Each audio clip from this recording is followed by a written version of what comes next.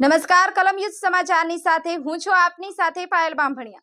તો જોઈએ આજના મહત્વના સમાચારમાં। માનનીય શ્રી નરેન્દ્ર મોદી સાહેબ પ્રધાનમંત્રી તરીકે ત્રીજી વખત શપથ લીધા તથા નવસારીના સાંસદ શ્રી સી.આર. પાટીલ સાહેબે કેબિનેટ મંત્રી તરીકે શપથ લીધા।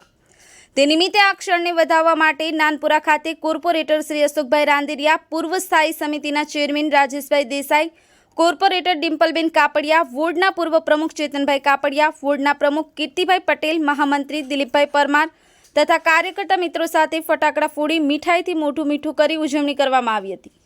બ્યુરો રિપોર્ટ કલમ યુદ્ધ સમાચાર રમેશ સત્યની સાથે।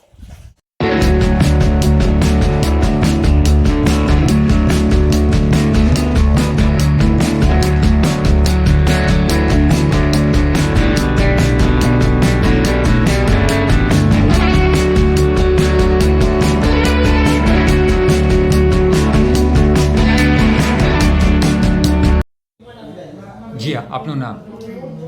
Ashok Dhaneshbhai Randeria, ward number 21 corporator, Surat મહાનગરપાલિકા।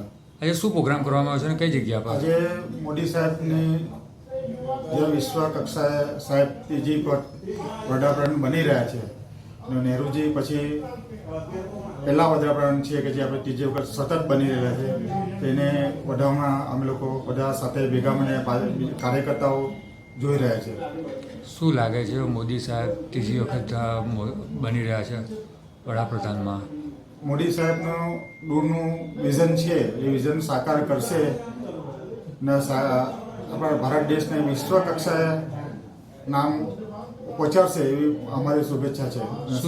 અમે સાહેબથી બધા કાર્યકર્તાઓ પણ એ જ અપેક્ષા રાખી છે। શું સંદેશો આપશો મીડિયા દ્વારા?